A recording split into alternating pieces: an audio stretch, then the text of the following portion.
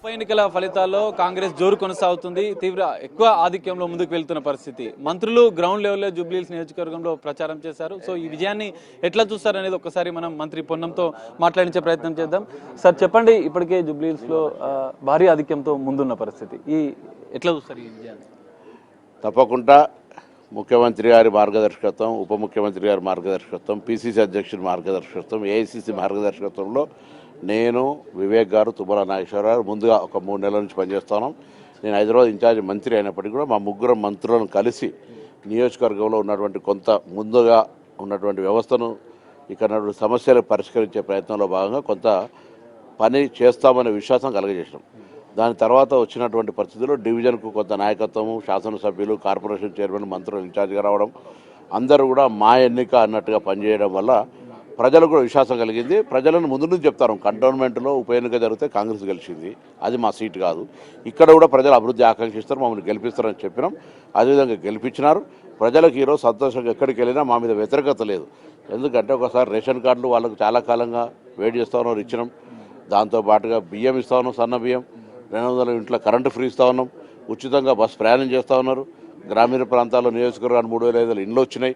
రైతులకు రుణమాఫీతో పాటుగా బోనస్ ఇస్తూ ఉన్నాం, రైతు భరోసా ఇస్తూ ఉన్నాం, వడ్డీ లేని రుణాలు ఇస్తున్నాం. ఇక్కడ కూడా ఈ విధంగా అన్ని కార్యక్రమాలు కొనసాగుతున్నాయి. ఇంత ఆర్థిక సంక్షేమం ఉన్నప్పుడు కూడా ఇన్ని కార్యక్రమాలు జరుగుతున్నాయనేది ప్రజలకు అర్థమైంది. కాబట్టి ప్రభుత్వానికి అండగా ఉండాలి. మరింత కార్యక్రమాలు, కొన్ని ఇంకా జరగాల్సిన కార్యక్రమాలు ఉన్నాయి.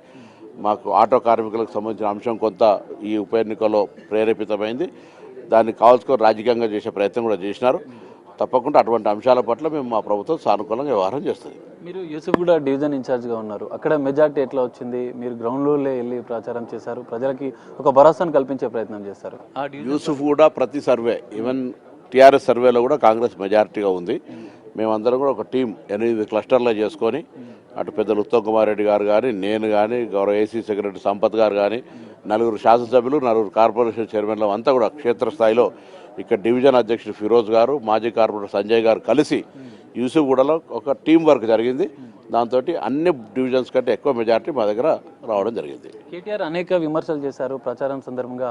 బాకీ కార్డు అన్నారు, ప్రభుత్వ పాలనకు రిఫరెండం అన్నారు. వీటన్నిటికీ సమాధానం అంటే ఏం చెప్తారు?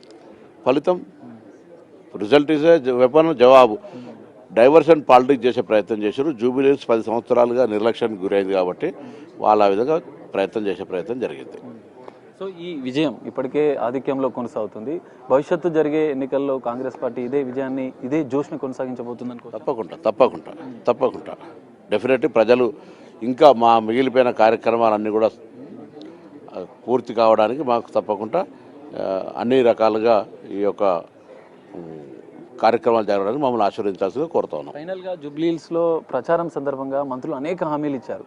మరి భవిష్యత్తులో అవన్నీ నెరవేరబోతున్నాయా? జూబ్లీహిల్స్ అభివృద్ధి విషయంలో మీరేం చెప్తారు? జిల్లా ఇన్ఛార్జ్ మంత్రిగా ముఖ్యమంత్రి గారు చెప్పినారు, తప్పకుండా ఆ అభివృద్ధి కార్యక్రమాలని చేసి చూపెడతాం. సో ఇది జూబ్లీహిల్స్లో విజయం. ఖచ్చితంగా మంత్రులందరి సమన్వయంతో మేము ప్రచారంలో నిర్వహించాం, వారికి భరోసా కల్పించే ప్రయత్నించాం. ఖచ్చితంగా జూబ్లీహిల్స్ ప్రజలకు హామీ ఇచ్చిన విధంగా సీఎం రేవంత్ రెడ్డి ఆదేశాల మేరకు అన్ని అభివృద్ధి కార్యక్రమాలను కూడా త్వరలో పూర్తి చేస్తామని కూడా మంత్రి పొన్నం చెప్తున్న పరిస్థితి. కెమెరామెన్ సంతోష్తో కలిసి సాగర్, బిగ్ టీవీ, హైదరాబాద్. గట్టిగా జూబ్లీహిల్స్ జడ్జిమెంట్ కొనసాగుతుంది. ఇప్పటికీ 8 రౌండ్లు కంప్లీట్ అయిన తర్వాత 21,495 ఓట్ల ఆధిక్యంలో కొనసాగుతున్నారు నవీన్ యాదవ్. ఇంకా 2 రౌండ్స్ మిగిలి ఉన్నాయి. ఆ 2 రౌండ్స్లో మొత్తం ఇంకా 71 బూతుల నుంచి ఇంకా ఓట్ల లెక్కింపు జరగాల్సినటువంటి అవసరం ఉంది. ఇప్పటికే రికార్డు అధిగమించే దిశగా గతంలో 2009లో మాగంటి గోపీనాథ్ అప్పుడు 21,741 ఓట్ల మెజారిటీతో విజయం సాధించున్నారు జూబ్లీహిల్స్ నియోజకవర్గంలో. అదే రికార్డ్. సో ఆ రికార్డును నవీన్ యాదవ్ అధిగమిస్తున్నారు. ఇప్పటికే దాదాపుగా ఆ రికార్డు దగ్గరికి వచ్చేసింది. ఇంకా 2 రౌండ్స్ మిగిలినాయి కాబట్టి సో అలవోకగా ఆ రికార్డుని ఛేదించబోతున్నారు. సో దీంతో ఘన విజయాన్ని సాధించబోతున్నటువంటి ఈ సమయంలో కాంగ్రెస్ పార్టీ రాష్ట్ర వ్యాప్తంగా ఉత్సవాలు చేసుకుంటున్నారు. అన్ని చోట్ల కూడా కార్యకర్తలు తమ ఆనందాన్ని వ్యక్తం చేస్తున్నారు. రైట్, ఆది శ్రీనివాస్ గారు, ఇంకోటి చాలా కేటీఆర్ తన ప్రచారంలో బుల్డోజర్, ఆ బుల్డోజర్ వస్తుంది మీ ఇంట్లో కానీ చాలా ఎక్కువగానే ప్రచారం చేశారు. బట్ దాన్ని కూడా ఎందుకు ఎక్కువగా నమ్మలేకపోయారు? హైడ్రా బుల్డోజర్ అన్మ్యూట్ చేయండి. బీఆర్ఎస్ అంటేనే ఒక దుష్ప్రచారానికి బ్రాండ్ అయింది. వాళ్ళు ఫేక్ ప్రచారాల్ని నేను అనేక సందర్భాలు చెప్పిన, విద్వేషపు వాట్సాప్ గ్రూపును దుబాయ్ కేంద్రంగా వాళ్ళు విచ్చలవిడిగా అక్రమంగా సంపాదించిన డబ్బుతోని ప్రతి నిత్యము ఏదో ఒకటి సోషల్ మీడియాలో వదలడం వాళ్ళకి అలవాటైపోయింది. దాన్ని చూసి చూసి విసిగెత్తిన ప్రజలు, హైడ్రా అనేది పేద ప్రజలపైకి ఎప్పుడు మేము తీసుకువెళ్ళలేము. బీఆర్ఎస్ ప్రభుత్వ హయాంలో అక్రమంగా చెరువులను కబ్జా చేసుకొని, నాలాలను కబ్జా చేసుకొని, శిఖం భూములను కబ్జా చేసుకొని, ప్రభుత్వ భూములను కబ్జా చేసుకొని ఏదైతే అక్రమంగా ధనార్జనకు తెరలేపారో, తద్వారా పర్యావరణానికి ఇబ్బంది కలిగేసారో, తద్వారా ఈ నాలాల పూడ్చడం వల్ల కావచ్చు, చెరువు శిఖాలు తీసుకోవడం వల్ల వర్షాకాలంలో పడుతున్నటువంటి పరిస్థితిని చూసి వారి పట్ల కఠినంగా చర్యలు తీసుకునే ప్రయత్నం చేయడంతో ఎవరైతే అక్కడక్కడ అమాయకులు పేదలు కూడా వారి పట్ల ఇబ్బంది పడిన వారు ఒకరిద్దరు కనిపిస్తే వారికి కూడా డబుల్ బెడ్రూమ్లు ఇచ్చేటువంటి కార్యక్రమం చేయడం కానీ, తాత్కాలికంగా వారికి ఉపాధిని కల్పించేంత వరకు కూడా కాస్త నగదును ఇచ్చేటువంటి కార్యక్రమం చేస్తూ వాళ్ళ ప్రజల మన్ననలు కూడా పొందినాం. అంటే అది కూడా దుష్ప్రచారాన్ని మీరు చూసిర్రు. మనకు ఐటీ కొత్త విధానంతో ఈ మధ్యలో వచ్చినటువంటి విధానాల వల్ల కూడా వారి వాట్సాప్ గ్రూపులలో విద్వేషాన్ని రిపేటువంటి కార్యక్రమం చేస్తుంటే ప్రజలందరికీ మేము వెంటబెట్టిన విడమరు చెప్పడం వల్ల ప్రజలు గమనించినటువంటి సందర్భం. ఈరోజు ఒక బుల్డోజర్ వల్ల పేదలకు ఇబ్బంది కలిగి ఉంటే ఈరోజు ఎన్నికలు ఇంత మెజార్టీ రాకపో, బుల్డోజర్ వల్ల నష్టం జరిగింది అనేటువంటి ఆలోచన పేద ప్రజలు ఉంటుంటే ఇలాంటి రిజల్ట్ రాకపో అనేది ఈరోజు బీఆర్ఎస్ వాళ్ళు గమనించాలి. బుల్డోజర్ వల్ల ఇబ్బంది పడ్డది కేవలం బీఆర్ఎస్ లో ఉన్నటువంటి అగ్రనాయకులు ఉన్నటువంటి వాళ్ళకే తప్ప పేదలకు కాదు. ఈరోజు మీ మూసీ నది ప్రక్షాళన చేస్తామని చెప్పినటువంటి అంశం అయితే మా ముఖ్యమంత్రి పదే చెప్పారు. ఆ అంశంలో విదేశీ పర్యటన చేసారు.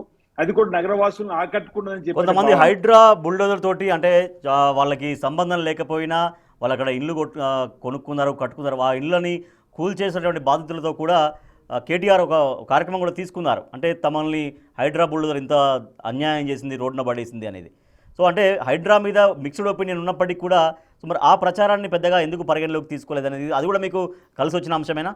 అంతే ఇప్పుడు మెజార్టీ ప్రజలు ఒకరికి నష్టం జరుగుతూ 99 మంది లబ్ధి జరుగుతుంది అన్నప్పుడు, 10 మందికి నష్టం జరుగుతున్నప్పుడు 10,000 మందికి లబ్ధి జరుగుతుంది అన్నప్పుడు, ఒక ప్రాజెక్ట్ నిర్మాణం కోసం ప్రయత్నం చేస్తున్నప్పుడు కొంతమందికి ఇబ్బంది కలిగినా వేలాది మందికి లక్షలాది మంది రైతులకు ఉపయోగపడుతుంది అన్నప్పుడు కాస్త కఠినంగా 1-2 సందర్భాలు నిర్ణయం తీసుకున్నా ఆ కఠిన నిర్ణయం వెనుక కారుణ్యమైనటువంటి కార్యక్రమాలు జరుగుతుందని చెప్పిన భావన జరిగిన తర్వాత ప్రజలు తప్పనిసరిగా ఆశీర్వదిస్తారని చెప్పండి నిదర్శనం ఈ రోజు జూబ్లీహిల్స్ కూడా చూడొచ్చు.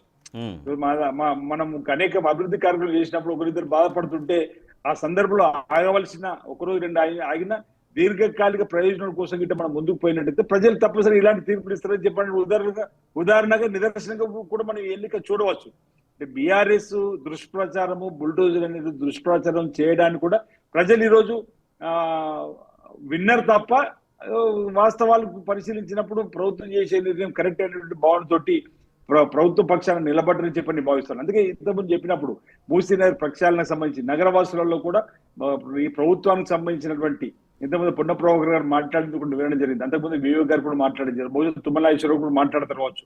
వాళ్ళు 3 మాసాలుగా పడ్డటువంటి కష్టాలు చెప్పే క్రమంలో ఆ తదుపరి కార్పొరేట్ చైర్మన్ ఉన్నటువంటి వాళ్ళు కానీ మా ఎమ్మెల్యేలు, ఎమ్మెల్సీలు, ఎంపీలకు మాకు అవకాశం ఇచ్చిన తర్వాత కానీ నగరాన్ని ఏ విధంగా అభివృద్ధి పత్రంలో తీసుకుపోతున్నటువంటి వాస్తవాలు కూడా మీకు చెప్పినాం. ఈరోజు అంతర్జాతీయ ఎయిర్పోర్ట్ నిర్మాణం చేసింది కాంగ్రెస్ ప్రభుత్వ హయాంలో, ఇలా ఓఆర్ఆర్ నిర్మాణం చేసింది కాంగ్రెస్ పార్టీ హయాంలో వైఎస్ఆర్ గారు ఉన్నప్పుడు. అదేవిధంగా ఇప్పుడు ఆర్ఆర్ రేవంత్ రెడ్డి గారు గ్రామీణ ప్రాంతాలకు సంబంధించి రెండోది కూడా RRR తీసుకురావడానికి చేసిన ప్రయత్నం చెప్పడం కానీ, మూసీ నది ప్రక్షాళనకు సంబంధించిన అంశమే కానీ, దాంతో పాటు 4th సిటీని తీసుకొచ్చిన అంశం కానీ, గతంలో మెట్రోని తీసుకొని వచ్చినప్పుడు పాత బస్తీ వరకు మెట్రోని తీసుకుపోతున్నామని, అంటే నగరాన్ని కూడా అన్ని రంగాల అభివృద్ధి పత్రంలో తీసుకొని పోతున్నామని చెప్పేదాన్ని కూడా ప్రజల విశ్వాసాలు తీసుకుని చెప్పడం కోసం ప్రయత్నం చేస్తున్నాం. కేటీఆర్ గారు చేయలేని సందర్భం బీఆర్ఎస్ చేయలేదు. కేవలం బీఆర్ఎస్ ప్రభుత్వాన్ని అడ్డు పెట్టుకొని అక్రమ సంపాదనకు, అక్రమ ధనార్జనకే ధ్యేయం, వాళ్ళ కుటుంబంలో ఉండే వారికి ఉద్యోగాలు ఇచ్చుకునే సందర్భాన్ని కూడా చెప్పడంలో ప్రజలు విన్నరు. వాళ్ళ ఆశీర్వాదం ఈ రూపంలో రేవంత్ రెడ్డి గారు సర్కార్